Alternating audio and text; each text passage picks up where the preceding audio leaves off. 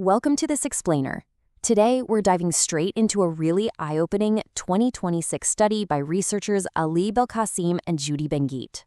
We're going to decode the invisible algorithmic machinery operating right behind your screens.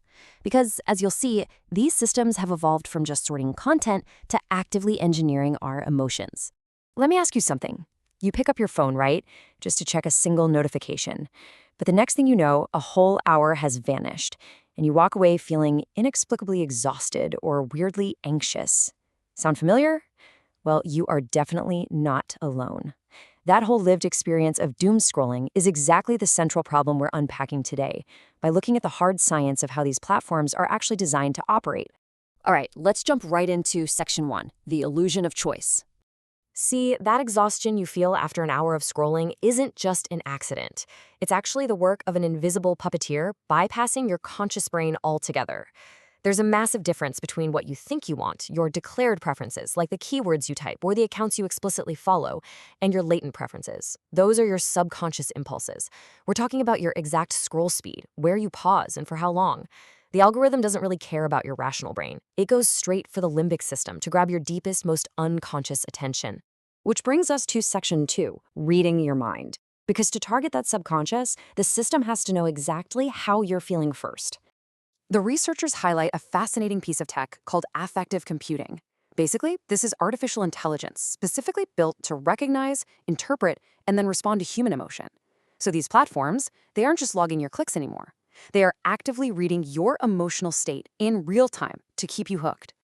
And honestly, the sheer scale of this surveillance is pretty staggering. They're using an entire network of channels to build an emotional map of you.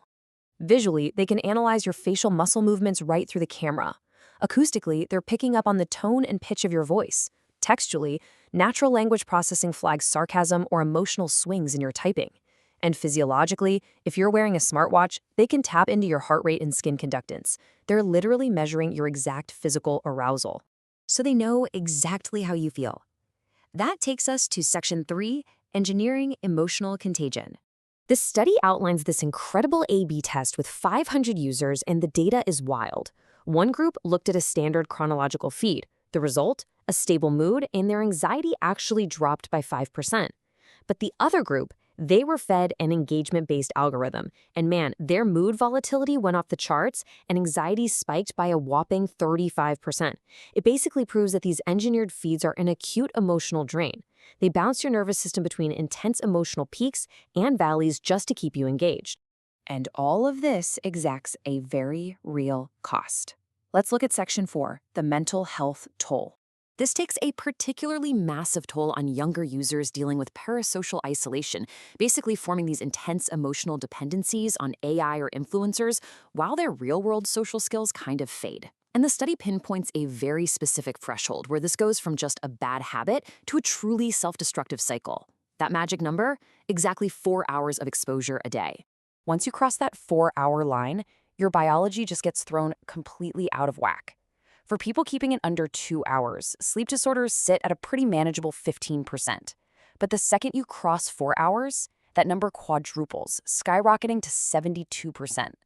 The constant neurological alertness engineered by these loops essentially breaks your natural biological clock.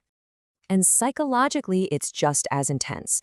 FOMO, the fear of missing out, jumps from 25% in the low exposure group all the way to 81% for the high exposure folks. It's essentially a state of engineered digital social panic. You feel this suffocating pressure to keep up with every single update because you're terrified of being socially alienated. So how exactly are they keeping you glued past 4 hours? Well, it's just cold, hard math. The algorithm pushes whatever retains attention best. Provocative, anger-inducing content, that boosts retention by 45% because it forces a reaction. You literally feel compelled to jump in and defend your identity. Content that triggers social comparison bumps it up 30% by feeding a cycle of inferiority. But the absolute king is short-form content. That shoots dwell time up by 60%.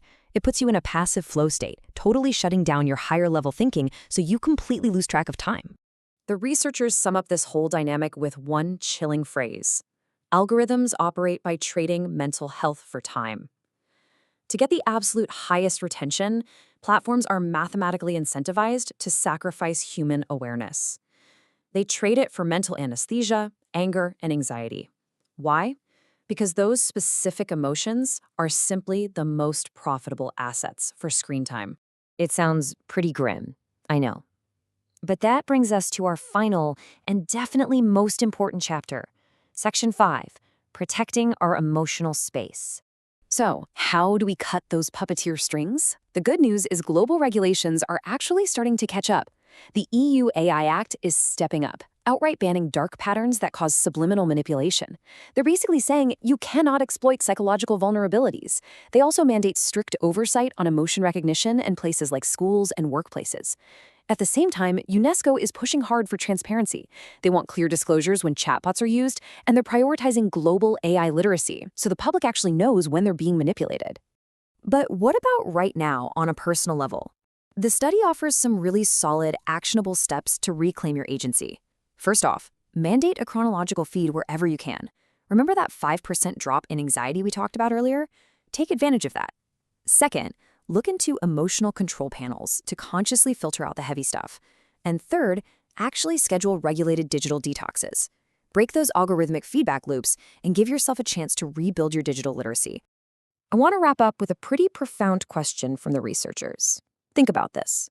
If an algorithm can change your mood entirely without your knowledge, completely bypassing your rational brain to hijack your subconscious, to what extent do you actually still have free will in the digital space? It's definitely something to chew on the next time you find yourself mindlessly scrolling. Thanks for tuning into this explainer, and remember to protect your emotional space out there.